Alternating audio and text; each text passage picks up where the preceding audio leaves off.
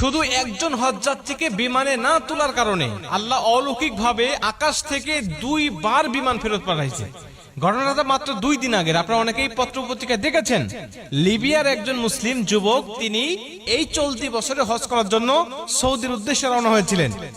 উনি যখন immigration pass করে, বোর্ডিং পাস করে যখন তিনি চলে আসছেন বিমানে উঠবেন, সর্বশেষ যাত্রী তিনি বিমানে ওঠার জন্য, উনি যখন উঠবেন তখন সিকিউরিটি গার্ড তাকে বলছেন যে আপনার পাসপোর্ট জনিত সিকিউরিটি ইস্যু রয়েছে, এর কারণে আপনি বিমানে উঠতে পারবেন না, আপনার হজে যাওয়া হবে না।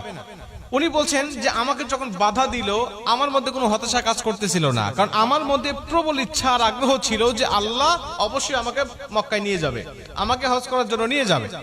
সিকিউরিটি গার্ডের আমাকে সান্ত্বনা দিতে লাগলেন, দেখেন যে আপনার সমস্যার কারণে আপনি যেতে পারবেন না, আল্লাহ বাঁচায় রাখলে আপনি আপনার সামনে বার যাবেন। তো উনি বলছেন দেখেন আমি হজ করার জন্য নিয়ত করেছি এবং বাসা থেকে বের হয়ে আসছি, নিয়ত করার দায়িত্ব আমার আর নিয়ে যাওয়ার দায়িত্ব আল্লাহ পাকের। অতএব আমি যেহেতু এখান পর্যন্ত চলে আসছি, আপনারা বিশ্বাস করেন এই বিমান যাবে না, আমাকে না নিয়ে এই বিমান যাবে না। তো উনি কথাটা বলতে বলতে বিমান স্টার্ট হয়ে গেছে, দরজা বন্ধ করে দিয়ে চলে গেছে। আকাশে যখন উড়ে চলে গেছে হঠাৎ বিমানের মধ্যে সমস্যা, যান্ত্রিক ত্রুটি। তখন বিমান আবার ব্যাক করছে। ব্যাক করার পরে তারা দরজা না খুলেই, পাইলট দরজা না খুলেই আবার এগুলো ঠিক করেছে। ঠিক করার পরে আবার বিমান উড়ে চলে গেছে।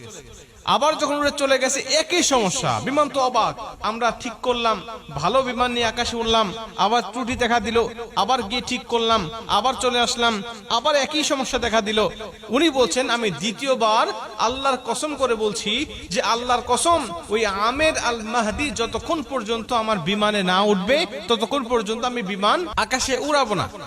উনি কসম করে এখানে নিয়ে আসছেন, নিয়ে এসে বলছেন যে আপনি বিমানে ওঠেন, এবং আপনাকে না নিয়ে যাওয়ার কারণে আল্লাহ অলৌকিক ভাবে আমার বিমানের মধ্যে 2 বার একই সমস্যা দিয়েছে, যে সমস্যার সমাধান আমরা করেছি, কিন্তু আপনাকে না নিয়ে গেলেই সমস্যা আবার নতুন করে সৃষ্টি হচ্ছে। আমের আল মাহদি বলছে দেখেন আল্লাহ পাকের কাছে আমি নিয়ত করেছি, আমি হালাল টাকা দিয়ে আমি হজ করার জন্য নিয়ত করেছি, আমার পাসপোর্ট জনিত ইস্যু যেটা আপনার সমস্যার কথা বলছেন এটা আসলে সমস্যা নয়, তারপরে যদি আপনার সমস্যা ধরেছেন আপনারা আমাকে না নিয়ে গেলে বিমান যাবে না, বা আমাকে না নিয়ে আপনারা যাবেন না, এই বিশ্বাস আমার মধ্যে আছে, এজন্য আমি কথাটা বলেছি। সবাই তাকে তো আগ্রহ করে ধরলেন এবং সবাই তাকে বিভিন্নভাবে সংবর্ধনা এবং সম্মানিত করতে লাগলেন। এখান থেকে পরিষ্কারভাবে বক্তব্য বোঝা যায় যে আল্লাহ পাকের কাছে যখন কোনো ব্যক্তি খাঁটি দিলে নিয়ত করে, আল্লাহ পাক তখন সেই নিয়তটা পূর্ণ করে, এটা আল্লাহ পাকের দায়িত্ব। বান্দার চেষ্টা যখন শেষ, আল্লাহ পাকের সাহায্য তখন থেকে তার শুরু হয়ে যায়। বান্দা ইচ্ছা করলেই বিমানটাকে আটকে রাখতে পারবে না, কারণ এটা দেশের নিয়ম, দেশের আইন, সে ইচ্ছা করলেই এককভাবে সেটাকে পরিবর্তন করতে পারবে না। এজন্য আল্লাহ পাক অলৌকিকভাবে